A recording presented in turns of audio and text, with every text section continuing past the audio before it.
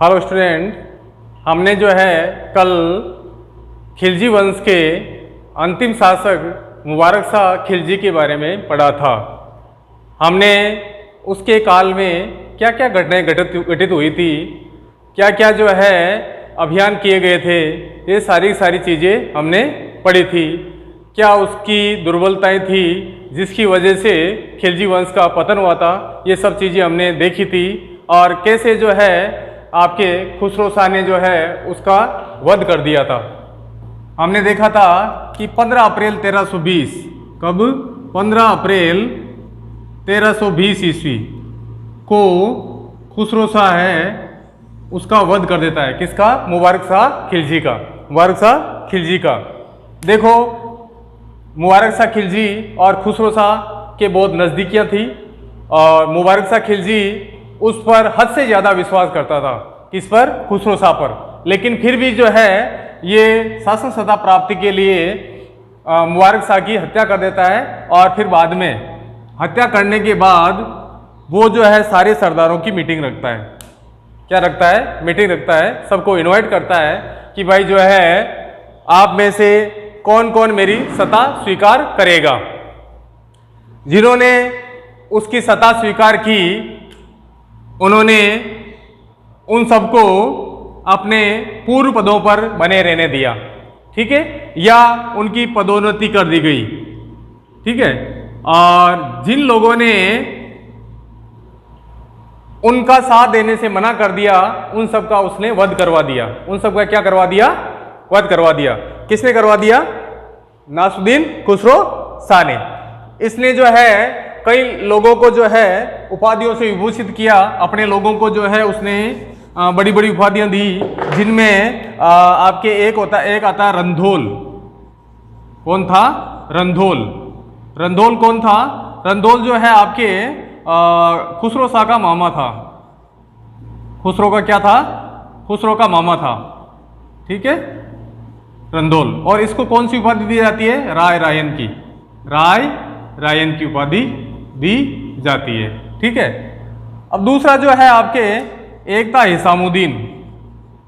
हिसामुद्दीन। हिसामुद्दीन जो था वो उसका भाई था। किसका? खुसरो खां का भाई था। उसको जो उपाधि दी जाती है वो दी जाती है खान खाना की। कौन सी उपाधि दी जाती है? खान खाना की। एक और व्यक्ति था एन उल मुल्क मुल्तानी। एन उल मुल्क मुल्तानी। उसको जो है आजम खां की उपाधि दी जाती है। आजम खां की उपाधि दी जाती है, ठीक है। तो इस प्रकार कई प्रकार एग्जाम पूछा जा सकता है कि खुसरो खां ने राय रायन की उपाधि किसको दी? तो रंधोल को, जो खुसरो खां का मामा था। हिसामुद्दीन ने कौन सी उपाधि दी? खान खाना की। एन उल मुल्क मुल्तानी कौन सी उपाधि दी? आजम खां की। तो इस प्रकार उसने जो अपने संबंधी थे सबको उच्च पद दिया और जिन लोगों ने उनकी सत्ता स्वीकार करने से इनकार कर दिया उन सबका उसने वध करवा दिया। उनका सबका उन्होंने वध करवा दिया।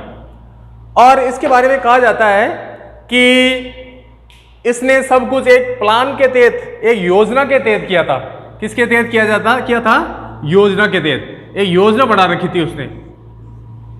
योजना को जानने से पहले हमें ये जानना जरूरी है कि खुसरो शाह कौन था। देखो, खुसरो शाह जो है एक गुजरात का रहने वाला हिंदू था। गुजरात का रहने वाला कौन था? हिंदू था, ठीक है। गुजरात रहने वाला कौन था? हिंदू था, ठीक है। और जब अलाउद्दीन खिलजी के समय वहां पर आक्रमण किया गया, अलाउद्दीन खिलजी के समय जब आक्रमण किया गया था गुजरात पर, कब किया गया था? 1299 में। और वहां का शासक कौन था? कर्ण बघेल जो है वहां का शासक था, ठीक है। उसमें कर्ण पराजित होकर देवगिरी चला गया था अपनी पुत्री देवल देवी के साथ में, है ना। तो वहां से जो है कई लोगों को पकड़ कर लाया गया था। उनमें खुसरो शाह भी एक था। खुसरो शाह भी एक था। उसने जो है इस्लाम धर्म स्वीकार कर लिया था और फिर बाद में सैनिक सेवा में आया और धीरे धीरे प्रोग्रेस करता हुआ जो है नायब के पद तक पहुंच गया। नायब के पद तक पहुंच गया। किसके काल में? मुबारक शाह काल में। किसके काल में? मुबारक शाह के काल में जो है वो नायब के पद पर पहुंच गया। कौन? खुसरो शाह। ठीक है। और मुबारक शाह है जो उसे हद से ज्यादा विश्वास करता था उस पर। मुबारक शाह जो है खुसरो शाह पे हद से ज्यादा विश्वास करता था। इसके अलावा जो है कहा जाता है कि उनके बीच में जो है जो शारीरिक संबंध भी थे, ऐसा कहा जाता है। ठीक है। वर्णी जैसा जो विवरण देता है उस हिसाब से ये पता चलता है कि उनके बीच में कई प्रकार के संबंध थे। ठीक है। तो इस प्रकार वो बहुत ज्यादा नजदीक था। उसके दरबार में आने जाने पर, कोई भी कार्य करने पर कोई रोक टोक नहीं थी। मतलब वो सत्ता का बहुत ज्यादा प्रयोग करता था। ठीक है। और बाद में हमने देखा था कि जब मुबारक शाह देवगिरी के अभियान पर गया था, देवगिरी का शासक कौन था? रुद्र प्रताप हरपाल देव, जो रामचंद्र देव का दामाद था। उसके साथ में जब वो गया था तो खुसरो को भी अपने साथ में ले गया था। अब देवगिरी को जीतने के बाद मुबारक शाह तो वापस दिल्ली आ गया, लेकिन उसने जो है खुसरो शाह को वारंगल और माबर या मदुरा को जीतने का दायित्व सौंपा था। और वो जो है वारंगल को उसने जीता था, फिर बाद में मदुरा पर गया था। मदुरा से उसे बहुत ज्यादा धन संपत्ति प्राप्त हुई थी, और वहां पर धन संपत्ति प्राप्त करने के बाद उसने वहीं अपना अलग राज्य स्थापित करने की सोची थी। लेकिन ये बात कुछ अमीरों के माध्यम से जो है मुबारक शाह तक पहुंच जाती है, और मुबारक शाह उसको दिल्ली बुला लेता है। लेकिन जब दिल्ली उसको बुलाया जाता है तो उसने कहा कि ये बात झूठी थी, तो ये सूचना देने वाले अमीरों का वध करवा दिया जाता है। लेकिन खुसरो शाह हमेशा यही चाहता था कि इस मुबारक शाह का कत्ल करके जो है वो सुल्तान बन जाए। और उन्होंने जो है एक प्लान के तहत फिर बाद में 15 अप्रैल 1320 को जो है जब वो सैन्य कक्ष में आराम कर रहा होता है तो उसके सैनिक, खुसरो शाह के सैनिक जो है उसमें घुस जाते हैं। किसमें? सैन्य कक्ष में घुस जाते हैं और उसको पकड़ के मार दिया जाता है। और ये भी कहा जाता है कि खुसरो शाह ने जो है दिल्ली सल्तनत की जो सेना थी उसमें अपनी जाति के लोगों को बहुत ज़्यादा मात्रा में भर्ती कर दिया था। कहा जाता है कि लगभग 20,000 अपनी जाति के लोगों को। और उसकी जाति कौन सी थी? पंवार। कौन सी थी? पंवार। और ये कहा जाता है कि ये निम्न जाति का हिंदू था, एक निम्न जाति का हिंदू था खुसरो शाह। हालांकि इसके बारे में इतिहासकारों ने ज़्यादा वर्णन नहीं दिया है, लेकिन ये एक ऐसा पात्र है जो बहुत ही महत्वपूर्ण था, लेकिन इतिहासकारों ने इसे हमेशा अवहेलना की है। लेकिन खुसरो शाह एक निम्न जाति का हिंदू था, है ना। और उसने जो है 4 महीने के लिए सही, लगभग 4-5 महीने के लिए सही, लेकिन दिल्ली पर अधिकार किया था। और भी दिल्ली पर जैसे कुछ संधिकाल में जो हिंदू हुए थे, जैसे आपके नासुद्दीन महमूद के समय हुआ था इमानुद्दीन रेहान। ठीक है। और आपके जो है ये मलिक काफूर ने की सत्ता हस्तगत की थी, वो भी एक हिंदू था। और आपके जो है नासिरुद्दीन खुसरो शाह ने सत्ता हस्तगत की थी, और बाद में अकबर के समय में हेमू विक्रमादित्य ने ऐसा किया था। तो ये एक पात्र है, महत्वपूर्ण पात्र है, लेकिन ज़्यादातर इतिहासकारों द्वारा इनकी अवहेलना की गई है, क्योंकि उस समय के जो ज़्यादातर इतिहासकार थे वो मुस्लिम थे, और वो किसी हिंदू का वर्णन करना नहीं चाहते थे। वो उनकी कटु आलोचना करते थे और उन्हें निम्न दर्जे का बताते थे। लेकिन ये बहुत ही महत्वपूर्ण पात्र थे इतिहास के, मध्यकालीन भारतीय इतिहास के। तो इस प्रकार हमने देखा कि उसने जो है 15 अप्रैल 1320 ईस्वी को जो है हत्या कर दी। किसकी? मुबारक शाह की। हत्या करने के बाद में उसने जो है अपने समर्थकों को बड़े बड़े पद दिए, और जो विरोधी थे उनको कत्ल करवा दिया। इसके अलावा उसने जो बारे में जो महत्वपूर्ण था वो ये था कि उसने जो है इस्लाम धर्म जो जिन्होंने अपना लिया था उनका उसने शुद्धिकरण करवाया, वापस हिंदू धर्म ग्रहण करवाया। और वो जो है हिंदू धर्म का समर्थक था। बाद में उसके अंदर दिल में कसक थी कि वो मजबूरी में जो है मुसलमान बन गया था, लेकिन वो हिंदू धर्म का उत्थान चाहता था। इसके साथ ही एक और पात्र था जिसने मजबूरी में जो है हिंदू धर्म ग्रहण कर लिया था। वो कौन थी? देवल देवी। कौन थी? देवल देवी। और देवल देवी कौन थी? राजा कर्ण बघेल की पुत्री, जो गुजरात का जो राजा था कर्ण बघेल, उसकी पुत्री देवल देवी। अब देवल देवी भी गुजरात के थी, और खुसरो शाह भी कहाँ का था? गुजरात का। दोनों गुजरात के थे। ठीक है। और मलिक काफूर भी कहाँ का था? गुजरात का था। ठीक है। फिर बाद में हमने देखा था कि देवल देवी से सबसे पहले शादी कौन करता है? देखो, पहले तो देवल देवी की मंगनी होती है रामचंद्र देव जो देवगिरी का शासक था उसके पुत्र शंकर देव के साथ में, लेकिन बाद में उसको पहले ही उठा लिया जाता है और दिल्ली भेज दिया जाता है। और उसकी शादी किसके साथ में कर दी जाती है? खिज्र खां के साथ में। किसके साथ में कर दी जाती है? खिज्र खां के साथ में। खिज्र खां कौन था? अलाउद्दीन खिलजी का पुत्र था। खिज्र खां के साथ में शादी कर दी जाती है। बाद में खिज्र खां की हत्या कौन करता है? कौन करता है? मुबारक शाह। कौन होता है? मुबारक शाह खिलजी। और फिर बाद में खिज्र खां के बाद में वो देवल देवी से शादी कर लेता है। मतलब पहले वाइफ वो देवल देवी किसकी वाइफ थी? खिज्र खां की। खिज्र खां के बाद में मुबारक शाह उसकी हत्या कर देता है, ठीक है। बाद में वो कौन शादी कर लेता है उससे? मुबारक शाह। कौन करता है? मुबारक शाह। और जब फिर बाद में 15 अप्रैल 1320 को जो है मुबारक शाह की हत्या कौन कर देता है? खुसरो शाह। तो खुसरो शाह हत्या करके फिर बाद में वो 15 अप्रैल 1320 में हत्या करने के बाद वो देवल देवी से हिंदू रीति रिवाज के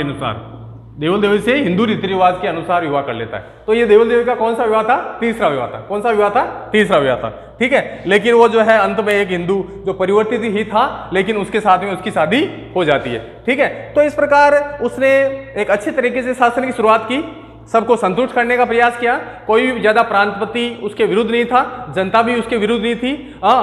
सबको जो है उन्होंने पद प्रतिष्ठा दी, धन बांटा, है ना। और जो मैंने बताया था कि मुबारक शाह खिलजी और निजामुद्दीन औलिया जो उस समय का सूफी संत था, उनके बीच में भी द्वेष था, लेकिन खुसरो शाह ने उनको धन दिया, है ना, और उसका भी नैतिक समर्थन प्राप्त कर लिया। तो इस प्रकार लगभग सब लोग जो है उससे संतुष्ट हो गए थे। लेकिन एक व्यक्ति था जो उससे संतुष्ट नहीं था, और वो था गाजी मलिक। कौन था? गाजी मलिक। और वो कहाँ का सूबेदार था? दीपालपुर। कहाँ का था? दीपालपुर। ये उत्तर पश्चिमी सीमा क्षेत्र में स्थित है दीपालपुर, और वहाँ का जो सूबेदार था वो था गाजी मलिक। वो नहीं चाहता था कि जो है उसके हाथ में शासन सत्ता रहे, क्योंकि वो उसको निम्न कुल का मानता था। क्या मानता था? निम्न कुल का मानता था। वो तुर्की नहीं था, ज्यादातर उस समय सत्ता तुर्की अमीरों के हाथ में रहती थी। कोई सुल्तान बनता था वो तुर्की बनता था ज्यादातर, ठीक है। लेकिन गाजी मलिक को ये पसंद नहीं था कि कोई निम्न कुल का व्यक्ति शासक बने। तो उसने जो है लोगों को भड़काया।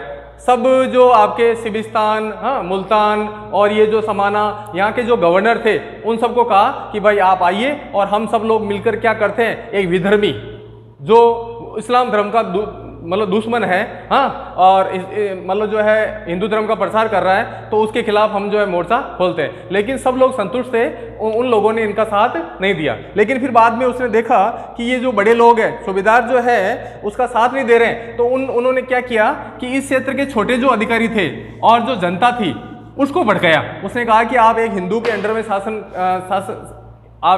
में शासित है, ठीक है। एक हिंदू जो है शासन सत्ता संभाल रहा है और आप लोग जो उसके अंडर में हैं, तो आपको जो इसका विरोध करना चाहिए। तो उसने जो है वो लोग उसकी बातों में आ गए और उन्होंने जो है उनका साथ देना मतलब जो स्वीकार कर लिया, ठीक है। तो इस प्रकार जो है वो जो है बहुत बड़ी सेना लेके दिल्ली की तरफ बढ़ा।